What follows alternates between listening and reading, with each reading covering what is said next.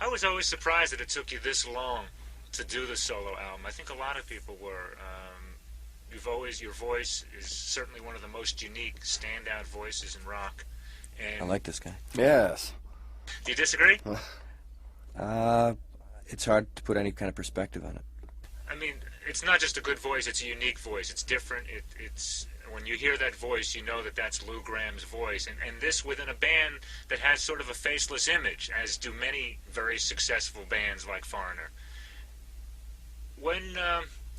How did it finally come about that you knew that this was the time to do it? I think it probably would have been done maybe 6 years ago, the early 80s. But when Foreigner came together, there was, documents and papers signed that for a certain amount of time I was obligated to do Foreigner and only Foreigner, unless I had the permission from management and other members of the band. And being that Foreigner was such a contained unit, nobody did anything outside Foreigner. And for as much as I wanted to, I wouldn't have been able to. And it meant kind of the flip side of the success is biting the bullet as far as personal expression. Is this kind of scary? It's like starting all over again? Yeah, in a good way. It's scary. I like that feeling.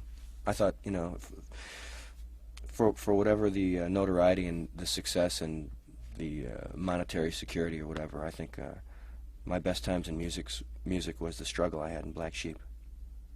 I'd trade that again in a minute. You're going to be hitting the road in about a week or two. You're in rehearsals now. With only one Lou Graham album, you'll no doubt be doing some Foreigner songs that you're associated. A couple, yeah. You scared you've always been the front man of the band, but you've been in the security of a band. Now it's you as the headliner, Lou Graham. What's it like? I'm scared. Do you have plans? What's the status of Foreigner at this point? Or is that depending on what's going to happen with you? Not really.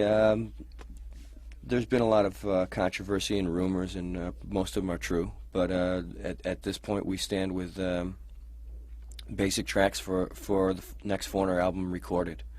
And the album will be released at the end of this year. No tour is agreed upon, nor is there another album agreed upon. It's just kind of a one-step process. We've agreed to stay together to do one more album, and we'll have to. At least my participation is set for this album only, and just take it on a very careful and cautious basis. Have you started writing for the next Lou Graham album, Universe? Yeah, we have. Yeah. I think you just answered my question. Okay, I forgot to ask you about 10 years after, and you checked them off on the list. Tell me about the band. Better come back in here. This is a good one. Well, basically, when Black Sheep had its first album out, we opened for Alvin Lee in 10 years after, and we really zigzagged across the country with them to the point of. They were a wild bunch of guys, and we would have to. We did a gig at the Miami High Life, was it? Yeah.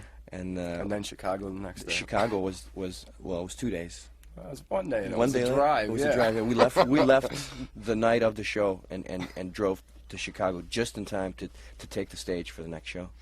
And it was just a bunch of things like that. People, when we would play with them, we played the Michigan Palace, which I don't think exists anymore. No.